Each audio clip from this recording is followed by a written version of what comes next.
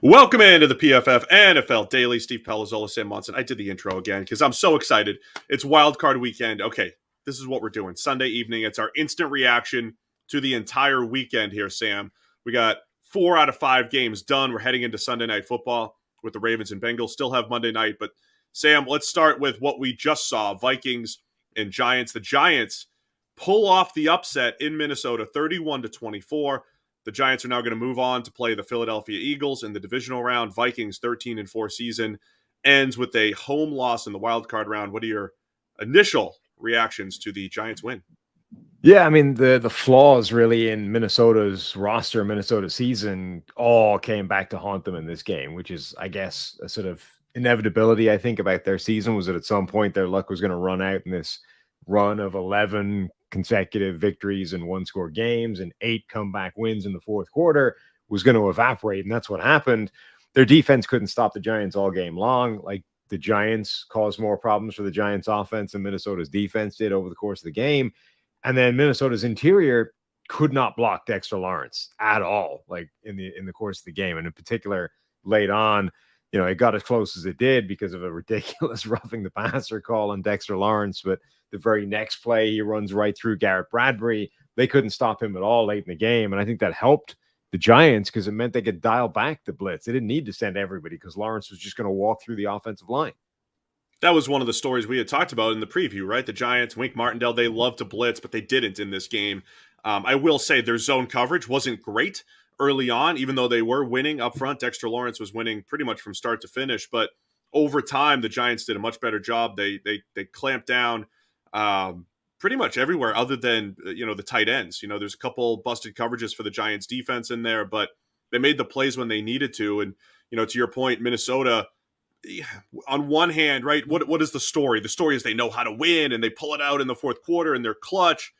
The other part of the story is you're playing with fire, right? You're playing these tight games against teams that maybe you shouldn't have in the first place. And at some point, you just can't do that. And they couldn't. But I think you got to give credit to the Giants.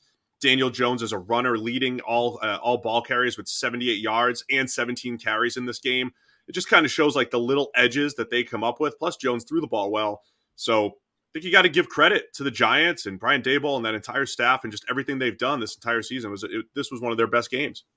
Yeah, Jones played well. The Giants, Saquon Barkley made a couple of really big plays. They came up huge in a couple of quarterback sneaks on 4th and 1 when they needed them in the fourth quarter. The Vikings defense had a couple of attempts at getting them off the field, and both times the Giants easily picked up the quarterback sneak and got the first down.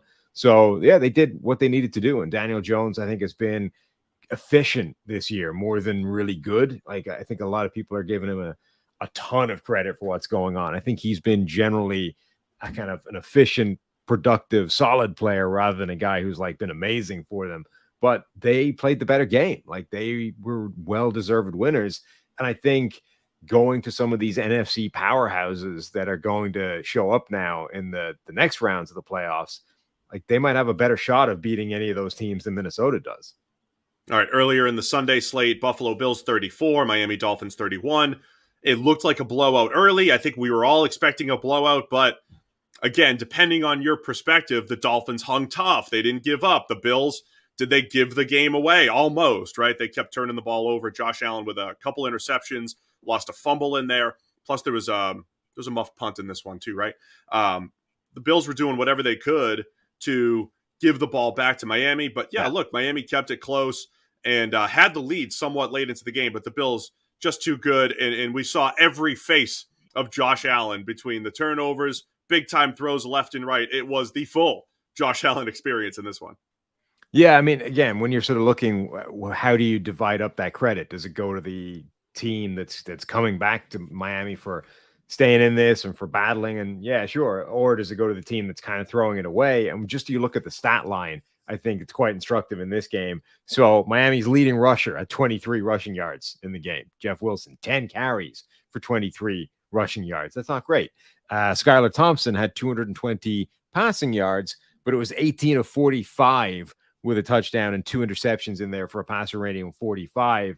Again, it's not like this was a dominant performance from this offense. This was Buffalo very much sort of keeping Miami in this. And then every now and again, Buffalo would kind of get it together for a few minutes and they'd put up 10, 15, 14 points, and then they'd stop again and they kind of grind to a halt. So it was a bit of a weird game. And of course, insanely long. Like it went on like 4 hours. We had to delay the Vikings game because of this interminable Buffalo-Miami matchup.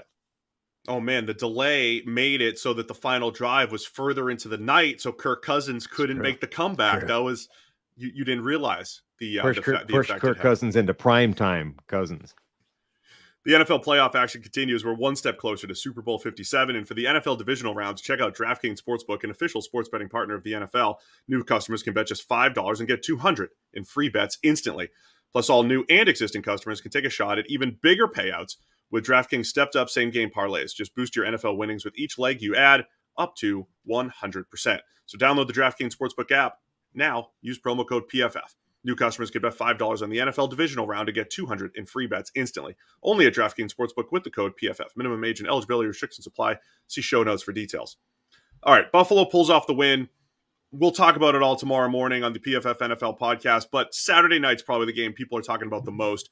The Los Angeles Chargers had a 27-0 lead. Everything was in their favor, but it didn't last. The Jacksonville Jaguars pull off the win 31-30. Everyone's calling for Brandon Staley's head in Los Angeles, while also giving credit to the Jaguars for not giving up.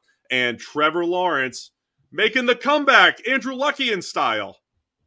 Yeah, Andrew Luck, or it felt a lot like that Minnesota against Indianapolis game earlier in the season, the 33-point comeback at halftime.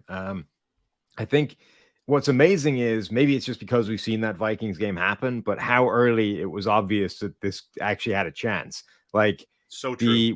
When they scored the touchdown before the half, it was like, this isn't over yet. Like, there's a lot of ball game left, and they've suddenly cut this to a 3-score game, which isn't anything in today's NFL. Like 3 scores can be put up really quickly. And then when they got a couple of breaks early in the second half, you're like, this is very quickly back on. And the Chargers actually need to keep things together and put up some points. Otherwise, Jacksonville is going to be knocking on the door any minute soon. And they didn't. Like the Chargers, that's really the story with this collapse is, again, like Indianapolis, when they threw away 33 points to Minnesota, they barely scored in the second half. And I think the real lesson is when your giant lead is built off crazy turnovers and sort of plays that you didn't really achieve anything on offense, if those suddenly stop and dry up, now you actually need to manufacture some offense. And that never happened for them. That was my perspective. It felt so bad for Jacksonville, so good for the Chargers, but we're talking a tipped pass interception, illegal contact, maybe pass interference, interception. There's a lot of luck in there for the Chargers. We'll talk about the specifics again on the PFF NFL podcast, but Brandon Staley, people want him fired. I don't know if that's what's going to happen. Not just because of this game and the fact that they blew a 27-0 lead, but because Mike Williams wasn't in there, might be out, maybe would have been out for the entire playoffs anyway. So there's way more to this story for the Chargers, but man, exciting win for Jacksonville. Doug Peterson also made a ton of good moves in this game as well. One of them just adjusting the offense, the other one, certain decisions along the way. But him and Trevor Lawrence, making this comeback, and now we'll see what happens with next week. They got to take on one of the better teams in the league. But this was an exciting game on Saturday night. The least exciting game was still pretty good into the second half. The 49ers beating the Seahawks for the third time, 41-23. The Niners pulled away in the second half. Seattle just got overwhelmed by this Niners offense. The Niners could not be stopped offensively unless Brock Purdy missed some throws, and he did early on. But it's just amazing how well they just create explosive plays with Deebo Samuel, Christian McCaffrey, and company. Yeah, I mean, this offense right now is a total and complete cheat code between all the skill position players in there. And I don't want to dismiss what Purdy is adding to this, because as much as he didn't play particularly well for most of the game, missed a lot of throws, had a couple of bad ones in there, he also found a couple of plays where he was able to extend the play, evade rushers in the pocket and outside of the pocket, buy some time, and then find an easy throw at the end of it. Typically against sort of 3-man rushes from Seattle, which again is its own thing you can question. But Purdy is adding value on top of this offense that maybe Jimmy G doesn't in that particular scenario. So in addition to the plays where Shanahan is dialing them up and creating free offense for him to make, he's also adding those plays on top of it. And that's why it's so potent relative to everything else they've had. All right, so the Niners next week they're awaiting the Monday night game for the winner of the Bucks and the Cowboys. But impressive win, 41-23, and all sorts of records for a rookie by Brock Purdy. As I've said, tomorrow morning, PFF NFL podcast live at 7 a.m. We'll have the full breakdown on Wild Card Weekend, but for now, it's our Super Wild Card Instant